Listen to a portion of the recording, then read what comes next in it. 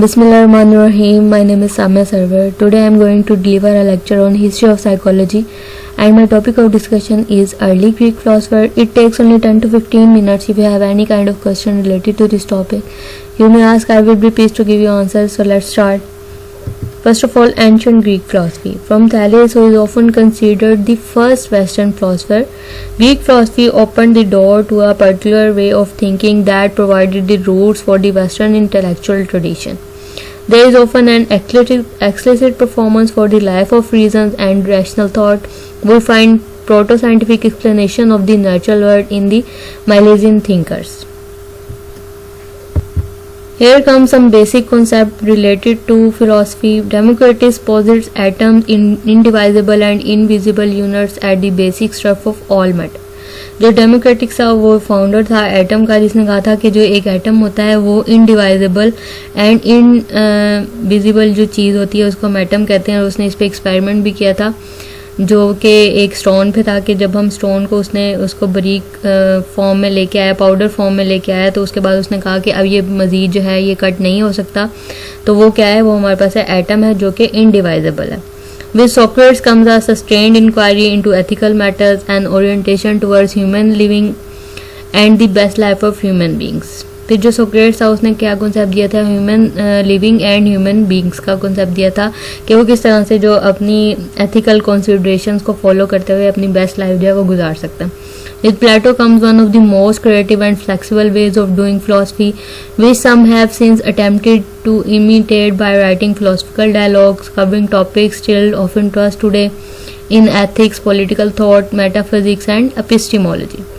फिर जो प्लेटो के कॉन्सेप्ट थे वो related to metaphysics, political thought and epistemology थे. Plato's students Aristotle was one of the most prolific of ancient authors. He wrote treatises of each of these topics as well as the investigation of the natural world, including the composition of animal. फिर उसके बाद जो Plato का जो एक student था Aristotle, उसने further concept दिए थे फिलॉसफी के. Here comes classical Greek philosophy. First of all, concept of Socrates. Socrates 469 to 399 BC was a classical Greek philosopher who is credited with laying the fundamentals of modern Western philosophy. He is known of creating Socratic irony and the Socratic method. उसने एक Socratic method भी दिया था जिसको Socratic irony के नाम से भी जो है जाना जाता है. The Socratic method of described in Plato's Socratic dialogue. The Socratic method clarified the concept of good and justice. If you have any problem, break it down into series of questions and you'll find your required answer in those responses. तो उसमें क्या concept था कि अगर आपके पास कोई भी particular situation में कोई प्रॉब्लम आ जाती है तो उसको आप क्या करेंगे, सीरीज़ में उसको डिवाइड करने के बाद जब आप उसका आंसर फाइंड आउट करने की कोशिश करेंगे तो आप इजीली जो है अपने मेन गोल तक पहुंच जाएंगे. He is best recognized for inventing the teaching practice of pedagogy, where a teacher questions a student in a manner that draws out the correct response. अब इसमें ये हो सकता है मल्टीपल चॉइस क्वेश्चन भी हो सकते हैं कि किस तरह हम जो है पॉसिबल सोल्यूशन पे जल्दी पहुंच सकते हैं.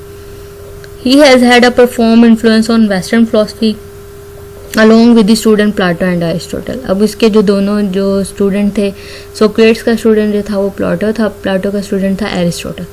Though much of Socrates' contribution is the field of ethics, his input to the field of epistemology and logic is also now noteworthy.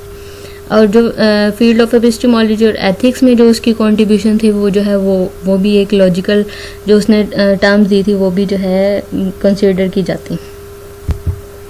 Here comes Plato. Plato was a classical Greek philosopher born 428 to 7 BCE before Christ and died in 348 to 7 BCE at the age of 80 to 81.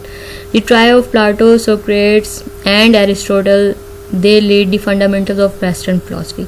अब ये जो तीनों हैं कि जो Plato फिर Socrates जो है वो प्लाटो का टीचर था और जो प्लाटो है वो एरिस्टोटल का टीचर था. Along with the being a mathematician, he was also a philosopher and founder of academy in Athens, which was first institute which imparted higher education to the students. Socrates has a large influence of his thinking and teaching उसने क्या किया था कि academy बनाई थी Athens में, जो कि हायर एजुकेशन के लिए बेस्ट एकेडमी जो है और फर्स्ट एकेडमी इसको जो है समझा जाता था. The theory of forms in Plato views that the material world is not the typical real world which we live in but the shadow of it.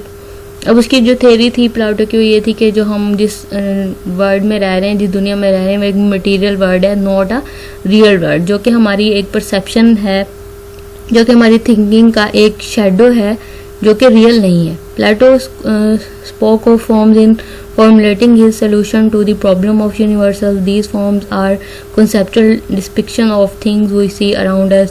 Plato wrote one of the first and most influential work on politics, The Republic, which described an ideal or utopian society. अब उसका जो major work था वो क्या था कि उसने एक बुक राइट की थी on the influence of politics, related to politics थी the Republic. Here is come Aristotle. Aristotle was born in 384 BC in Stratus in northern Greece. Aristotle admitted in Plato and Plato's long association and as a student and a teacher. He collected observation on zoology and biology, a skill which was passed down by his father. He studied. अब जो है उसके पास एक collection of observation थी on zoology and biology, जो कि उसके father से मिली थी, क्योंकि जो उसके फादर थे वो क्या थे, एक डॉक्टर थे.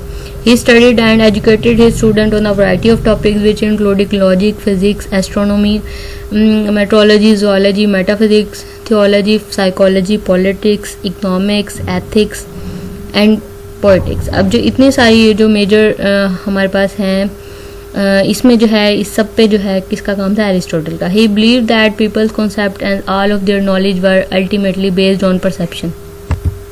और उसका ये बिलीव था कि जो पीपल की कोई भी कॉन्सेप्ट बनता है या कोई भी माइंडसेट बनता है वो बेस किस पे कर रहा होता है, उनके नॉलेज पे और उनकी परसेप्शन पे.